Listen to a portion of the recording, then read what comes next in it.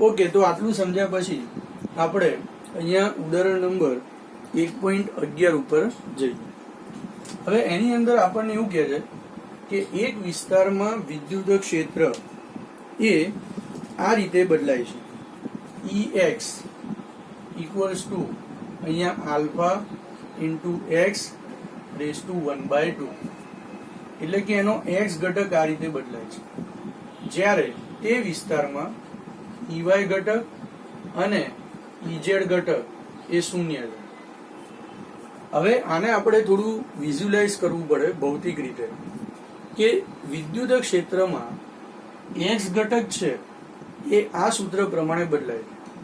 એટલે કે જો તમે એક્સ ની કિંમત જેમ જેમ વધતી જશે, એક્સ દિશામાં જેમ જેમ આગળ જતા જશો, તેમ તેમ તેના વિદ્યુત ક્ષેત્રનો એક્સ ઘટક વધતો જશે. પણ એનો વાય ઘટક અને ઝેડ ઘટક એ શૂન્ય છે. એનો મતલબ વિદ્યુત ક્ષેત્ર વાય દિશામાં અને વિદ્યુત ક્ષેત્ર ઝેડ દિશામાં બંને શૂન્ય છે. વિદ્યુત ક્ષેત્રનું અસ્તિત્વ માત્ર ને માત્ર કઈ દિશામાં છે? એક્સ દિશામાં છે. અને આલ્ફા અચળાંક છે જેની કિંમત આપણને આપી છે કે અહીંયા 800 આપેલી છે. તો હવે આપણી પાસે એક સમઘન આ રીતે આપેલો છે કે યામાક્સ પદ્ધતિ. ધારો કે આ O, આ છે અહીંયા એક્સ, આ છે વાય અને આ ઝેડ. હવે O થી A જેટલા અંતરે એની કિંમત પણ આપેલી છે. એક સમઘન અહીંયા આવેલો છે કે જે સમઘન A જેટલા અંતરે આપણે આ રીતે લઈ શકીએ.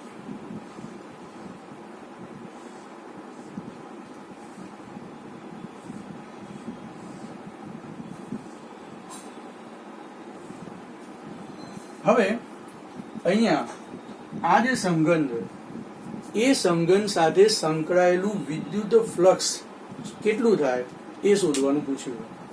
સમઘનનું અહીંથી અંતર A છે, સમઘનની લંબાઈ છે એ પણ A છે, બરાબર. તો અહીંયા આ સમઘન સાથે સંકળાયેલું ફ્લક્સ કેટલું થાય એ આપણે શોધવાનું છે. તો એના માટે આપણે શું કરીએ?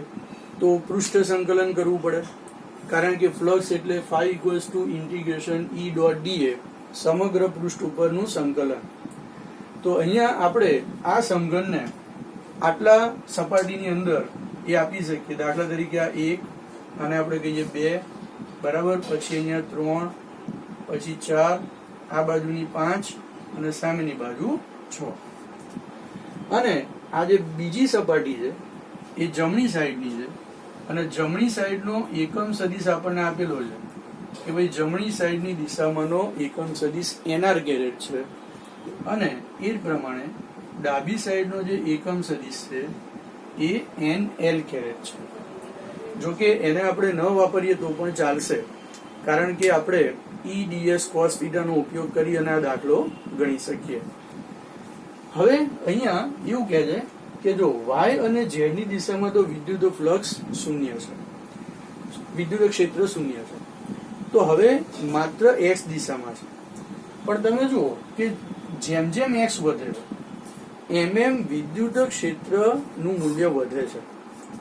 હવે આપણે 1 અને 2 સપાટી સિવાયની કોઈ પણ સપાટી લઈએ, ધારો કે આ 4 સપાટી લઈએ, તો અહીંયા જો તમે ડેલ્ટા S લેશો તો ADS, તો આપણને ખબર છે કે બંધ પૃષ્ઠ માટે ક્ષેત્રફળ સદિશ હંમેશા બહારની તરફ અને ક્ષેત્રફળને લંબ લઈએ છે. તો આના માટે DS આ દિશામાં હશે, પણ વિદ્યુત ક્ષેત્ર તો માત્ર કઈ દિશામાં છે? X દિશામાં. તો EX છે, EY અને EZ તો 0 છે. તો અહીંયા E અને ડેલ્ટા S વચ્ચેનો ખૂણો કેટલો થાય? 90. અને ફ્લક્સનું સૂત્ર છે phi equals to integration E dot ds, એટલે EDS cos 90 થાય. તો અહીંયા આ સપાટી સાથે સંકળાયેલું ફ્લક્સ શું થાય? શૂન્ય થાય. કારણ કે એના ઉપરના તમામ ds ખંડો આપણે લઈએ તો તમામ ds ખંડો માટે એ E અને ds વચ્ચેનો ખૂણો કેટલો થશે? 90 બનશે. એવું જ તમે જો ત્રીજી સપાટી માટે પણ એવું જ થશે, પાંચમી સપાટી માટે પણ એવું જ થશે, એની બાજુ છઠ્ઠી સપાટી લો તો પણ એવું જ થશે.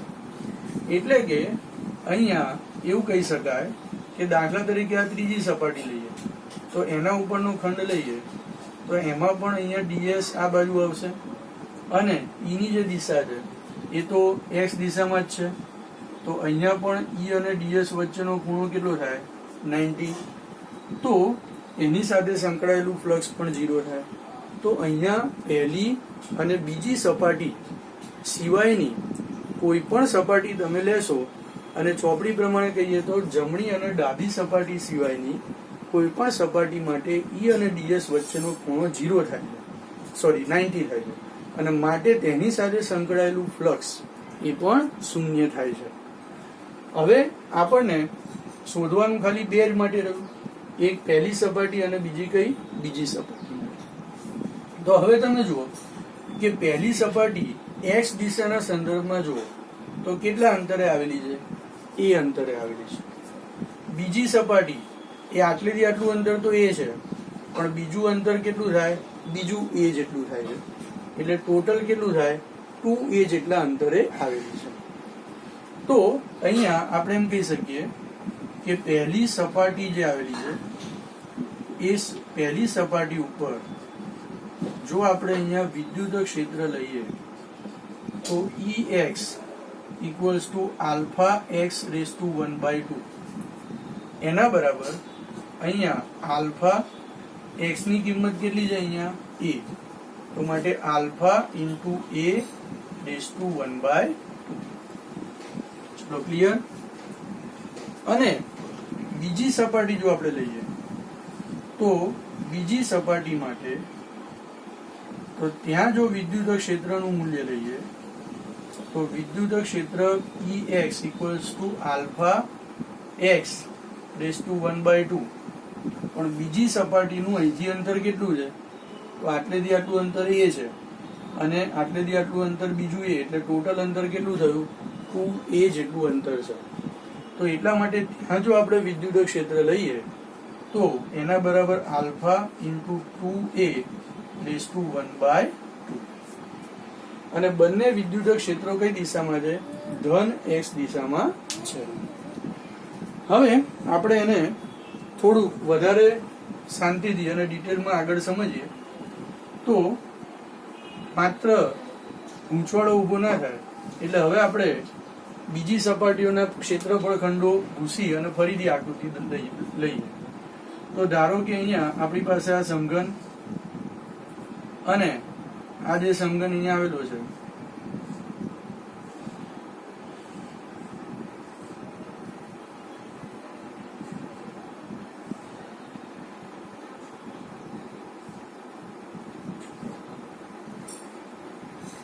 હવે જો અહીંયાથી આટલું અંતર કેટલું છે? a. ફરીથી અહીંયાથી આટલું અંતર a છે એટલે આ પહેલી સપાટી અને આ બીજી સપાટી. હવે તમે જુઓ કે પહેલી સપાટી પાસે વિદ્યુત ક્ષેત્ર આટલું છે જ્યારે બીજી સપાટી માટે વિદ્યુત ક્ષેત્ર આટલું છે. તો જે જગ્યાએ વિદ્યુત ક્ષેત્રની કિંમત વધારે હોય ત્યાં આપણે ફ્લક્સની થિયરીમાં જોઈ ગયા છે કે વિદ્યુત ક્ષેત્ર રેખાઓની સંખ્યા પણ કેવી હોય? વધારે હોય. તમે આગલા વિડીયોમાં જોજો કે વિદ્યુત ફ્લક્સ આપણે જે ડિટેલમાં સમજાવ્યું છે એમાં n equals to a beta ની ડિટેલ સમજૂતી આપી છે. તો અહીંયા વિદ્યુત ક્ષેત્ર એ તો x દિશામાં જ છે પણ અહીંયા કરતા અહીંયા વિદ્યુત ક્ષેત્ર વધારે. તો અહીંયા વિદ્યુત ક્ષેત્ર રેખાઓની સંખ્યા એ પણ કેવી હશે? ઓછી હશે આના કરતા. જ્યારે અહીંયા વિદ્યુત ક્ષેત્ર રેખાઓની સંખ્યા કેવી હશે? વધારે હશે. હવે આ આખું સમતલીય સપાટી છે અને સમતલીય સપાટી છે તો જો પહેલી સપાટી માટે અને બીજી સપાટી માટે વિદ્યુત ક્ષેત્ર તો કઈ દિશામાં છે? x દિશામાં જ છે. તો અહીંયા સમાન વિદ્યુત ક્ષેત્ર છે કારણ કે એની દિશા એક જ છે. આખી સપાટી છે એ કેટલા અંતરે આવેલી છે? એ અંતરે આવેલી છે. તો માટે આપણે એવું કહી શકીએ કે પહેલી સપાટી જે છે એ પહેલી સપાટી પર સમાન વિદ્યુત ક્ષેત્ર છે જે ધન x દિશામાં છે અને તેનું મૂલ્ય તમામ બિંદુઓએ એ alpha into a raise to 1/2 જેટલું છે. અને એટલા માટે આપણે વિદ્યુત ક્ષેત્રનો માત્ર એક જ સદિશ દોરી અને તે વિદ્યુત ક્ષેત્રને રજૂ કરી શકીએ. તો અહીંયા આપણે પહેલી સપાટી માટે જે વિદ્યુત ક્ષેત્ર છે એ વિદ્યુત ક્ષેત્ર E આ દિશામાં છે અને પહેલી સપાટી છે એ સમતલીય છે, એટલે તમે આના ઉપરનો ડેલ્ટા એસ ખંડ લો તો પણ એનો ક્ષેત્રફળ સદિશ આ દિશામાં હશે, કારણ કે બંધ પૃષ્ઠમાં આપણે નક્કી કર્યું છે કે ક્ષેત્રફળ સદિશ હંમેશા બહારની દિશામાં હોય. તો આનો જો તમે ક્ષેત્રફળ સદિશ લો તો એ પણ આ દિશામાં હશે. તો હમણાં આપણે જે ચર્ચા કરી એ પ્રમાણે બધા જ ક્ષેત્રફળ સદિશ જો એક જ દિશામાં હોય તો તેના મૂલ્યોનો સરવાળો થાય, અને તેના મૂલ્યનો સરવાળો થાય એટલે શું થાય? એસ થાય. તો એનો મતલબ એ થયો કે પહેલી સપાટીનો જે ક્ષેત્રફળ સદિશ આપણે લઈએ એ ડાયરેક્ટ હવે ds ન લેતા માત્ર એક જ લઈએ, અને જે તમારી પાસે કઈ દિશામાં હશે? બહારની દિશામાં હશે. એટલે પહેલી સપાટી સાથે સંકળાયેલ ફ્લક્સ જો શોધવું હોય તો અહીંયા આપણે સ્પષ્ટ જોઈ શકીએ કે E એ જમણી બાજુ છે, S એ બહારની દિશામાં એટલે ડાબી બાજુ છે. તો આપણે આ રીતે ડાયરેક્ટ આ સૂત્ર વાપરીએ કે phi equals to integration E dot da માંથી હવે શું થઈ જશે? E dot S. તો હવે આપણે અહીંયા લખીએ કે પહેલી સપાટી સાથે સંકળાયેલ ફ્લક્સ એકમ સદિશ દ્વારા પણ તમે લખી શકો ચોપડી પ્રમાણે, એ પણ એની એ જ વાત છે, પણ અહીંયા આપણે ડાયરેક્ટ આ રીતે લખીએ. તો પહેલી સપાટી સાથે સંકળાયેલ ફ્લક્સ એ ડાબી બાજુની છે એટલે 5L લઈએ તો એના બરાબર અહીંયા E ડોટ S, અને જો E ડોટ S હોય તો 5L ઇક્વલ્સ ટુ અહીંયા E S બંને વચ્ચેનો ખૂણો કેટલો છે? cos 180. તમે જોઈ શકો છો કે ડાબી બાજુ E અને S વચ્ચેનો ખૂણો cos 180 એટલે કે 180 છે. તો ES cos 180, તો માટે અહીંયા ES cos 180 એટલે કેટલા થશે? -1. બીજું આ સમઘન છે, સમઘનની આ બાજુની લંબાઈ A આપેલી છે, તો એનો મતલબ દરેક બાજુની લંબાઈ A થાય. તો જો તમે પહેલી સપાટીમાં જુઓ તો એની લંબાઈ અને પહોળાઈ સમઘન છે એટલે ચોરસ છે, તો માટે પહેલી સપાટીનું ક્ષેત્રફળ કેટલું થાય? A ઇન્ટુ A એટલે A² થશે. તો માટે પહેલી સપાટી સાથે સંકળાયેલ ફ્લક્સ 5L ઇક્વલ્સ ટુ અહીંયા શું થશે?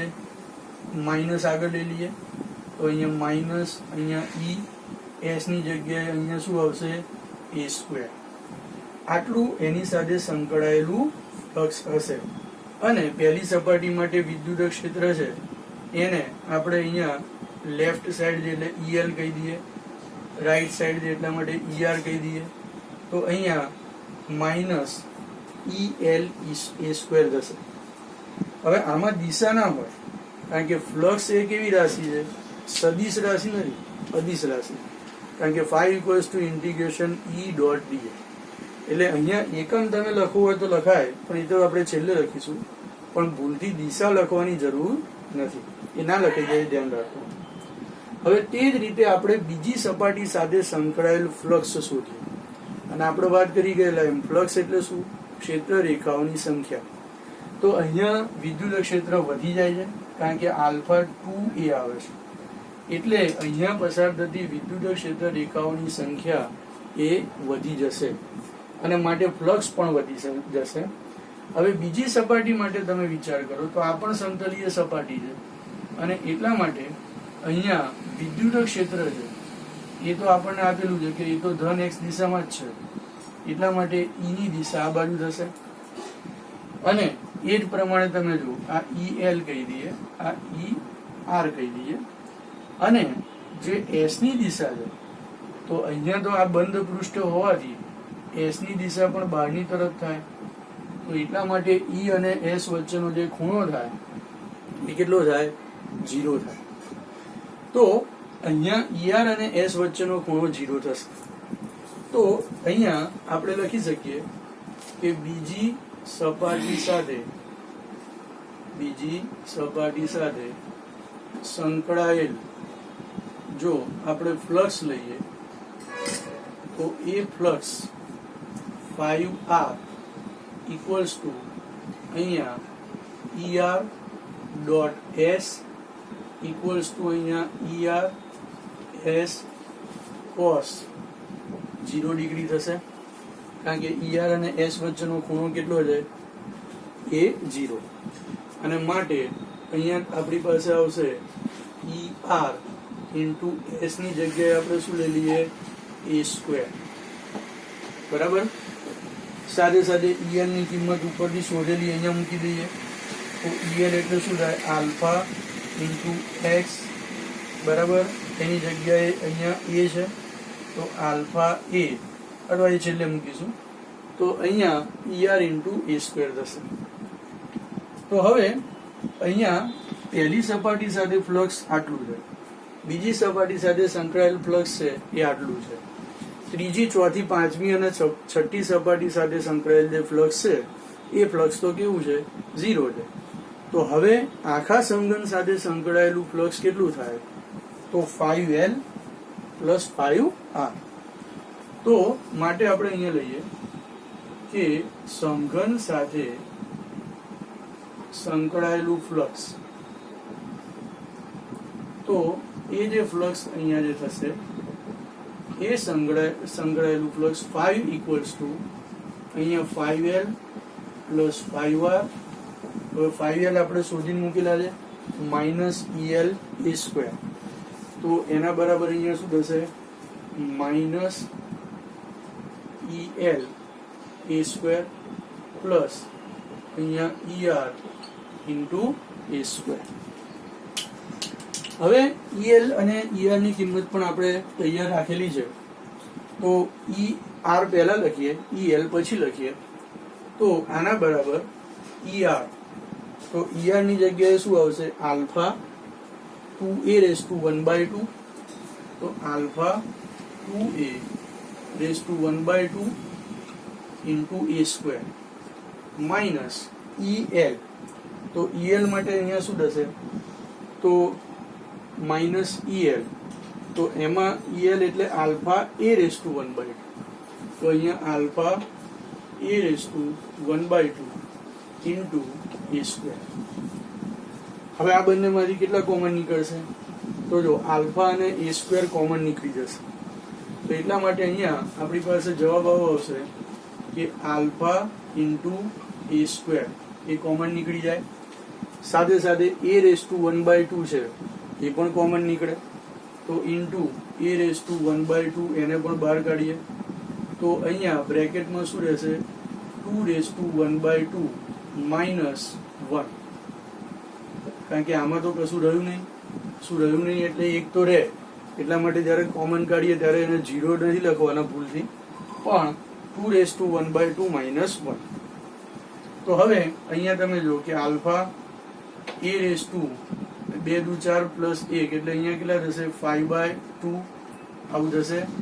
અહીંયા આપણી પાસે √2 માઇનસ 1, તો આ રીતે અહીંયા તમને મળે.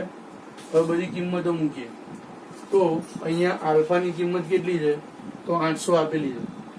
પછી એ ની કિંમત કેટલી આપેલી છે? તો એ આપણને જે 0.1 મીટર આપેલી છે. બરાબર. અને √2 ની કિંમત તો આપણે શોધી શકીએ. તો અહીંયા બધી કિંમતો મૂકી દેવાની. આલ્ફા એટલે અહીંયા 800, એ એટલે અહીંયા 0.1/5/2, બરાબર. અને